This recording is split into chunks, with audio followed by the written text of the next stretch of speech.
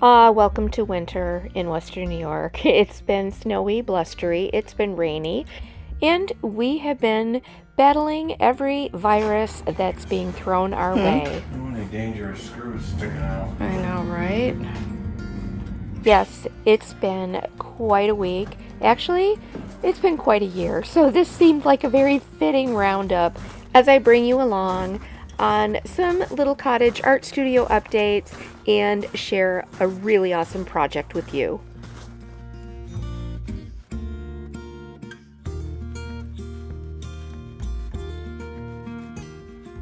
So welcome in to both studios, at L&J Goods and at my little cottage art studio. And quite some time ago, I shared about the sign that was uncovered from like a brick wall. It had been painted on a wall outside of a shop. And it was just the most incredible colors and texture of pink and blue.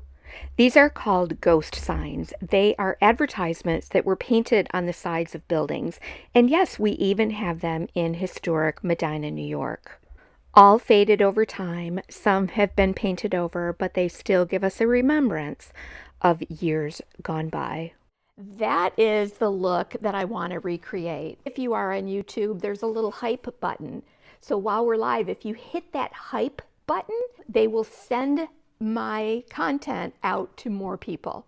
That's easy to do, right? Okay, so let me talk about some of the things that we're going to use on this sign to create some texture. I just went down to the basement and I found the drawer side, but it's a nice heavy one. You guys know I love to use these. They're hardwood, they're really, they're nicely cured, and you get you don't really get warping with these too much. We have become a retailer of salt wash. The salt wash is used to create texture, chunky texture, a chalky texture. You can mix it with chalk paints, you can mix it with the Fusion mineral paints. I am focusing on Fusion mineral paint today because Fusion mineral paint is created in Canada, and Fusion mineral paint has been formulated to withstand a freeze-thaw cycle. So let's get started with a base layer of Pentart loft spackle. I'm going to dig right into this loft spackle. I love this stuff, and I chose this because it does dry a little faster. So I want to just start to lay this on, and you're going to see me doing lots of interesting things to create some background texture. It's got some knot holes that have great texture, but I don't want to overload this. Okay, this is Fusion's Rose Water. I love this. So let's get a nice amount of that out. This salt wash, and again, you can add any amount that you want to create as much texture as you want. So let's just start mixing that in.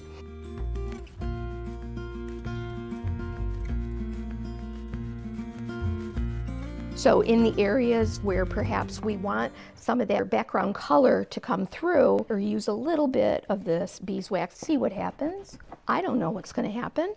We just hope that something really cool happens. So I want a little bit of that background wood to pop through. And if we've got some original paint on there, why not? Let's do that too. Goods. Because they're irreplaceable. Yeah.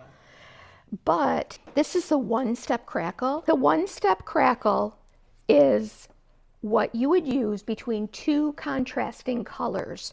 So you'll see, all I'm going to do is I am going to put this crackle medium on. We'll dry it, and then when I paint over it, you'll see the cracks appear. Now we want to get this rose water on here. As the paint is applied over the crackle, you'll begin to see it already start to crack. Then you can add heat to it to force the cracks even more. Just kind of lightly going over, see? Skimming over this just so it picks up some of that texture. I'm using a combination of Fusion's Conservatory and Fusion's Upper Canada Green. So you can get that look of like chippy paint just using texture and how you use your tools to apply it. Red is a really bold color, so you want to add that dark color into the light, just a little touch at a time. But look at how that creates that like contrast. Yeah, I like the damask mixed with this because it does bring more warmth to it. But look at that pretty light green against that pink. I'm gonna still do the lettering, but then think about this, is that even after we do the lettering on the sign, you could add a wreath over that as well, and you'll just have that little bits of that lettering popping up from behind and that gold. So gosh, is that beautiful. That is so pretty.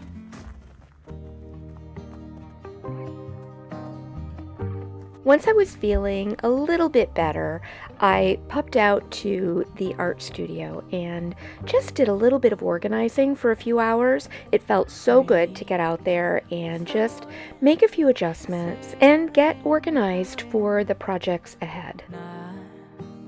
Knowing how this story ends, kind and brave, I know you'll find a way. Live your truth and good will come to you. Now let's do the lettering on our ice cream sign. I use a website called Block Posters. You can customize any image and enlarge it to whatever size you need. You can do it either in portrait or landscape. And then you'll get a PDF file which you can download and cut apart and tape together, customize to fit the size of project that you need. You could also use your local print shop and give them an image and they can enlarge it to your size specifications. Once I've determined my layout and put all of the pieces together with tape, I use a piece of tracing paper and a pencil and trace over the letters. This can be a little bit tricky, especially since I'm working on a board that has so much texture. For your convenience, I have added a link in the description box below where you can access the PDF file that I created for my sign. When you print it, fit it to page, print it on 3 sheets in landscape form. I'm going to do my lettering in gold, so I'm choosing my favorite gold paint, which is a mixture of Pentart Pigment Fix and Pentart's Gold Metal Pigment. I work with a few different size small brushes and begin to paint in the letters. To add depth and shading, I'm using black paint along the outside and bottom edge of each of the letters. As I'm painting in the letters, I'm allowing my brush to skip over some of those textury places.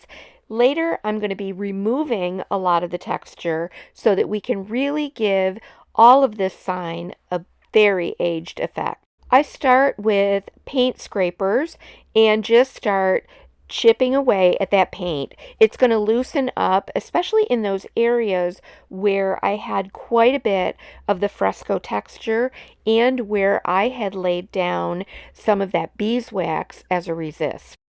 Then I use a sanding block to really distress back some of those paint layers and lettering. Clean off all of the chipped paint and the sanding dust, and then put a clear sealer over the entire piece. I'm using Fusion Mineral Paints Tough Coat in a matte finish.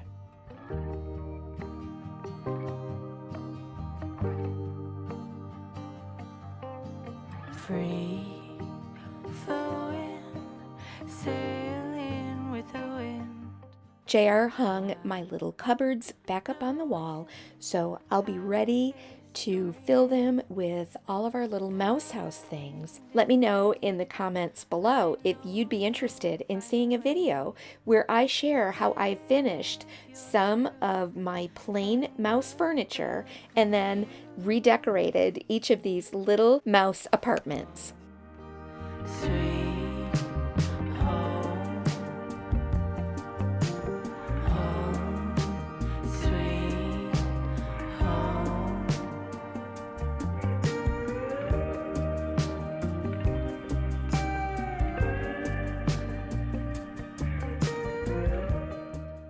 I visited with my friend Gary, the upholsterer, and he and I worked on this stool, which I covered in grain sack.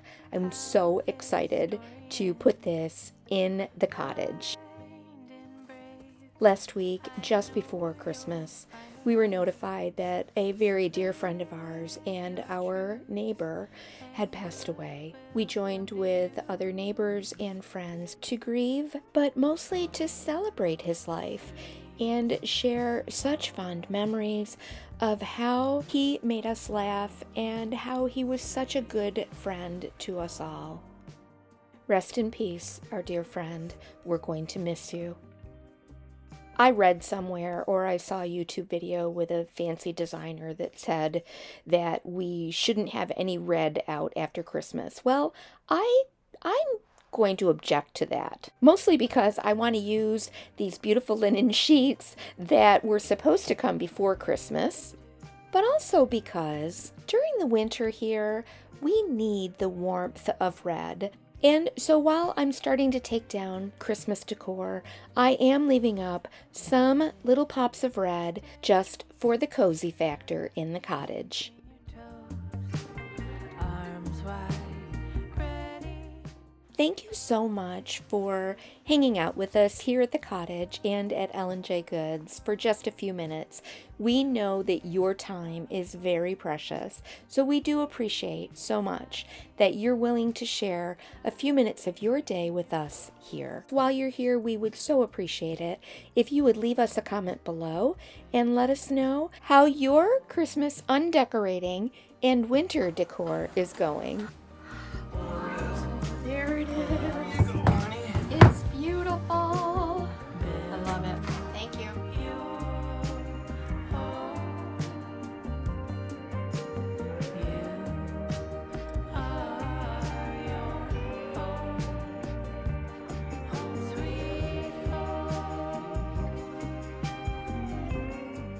I'll leave a link in the description box below for all of the products that I've used to create this custom ice cream sign.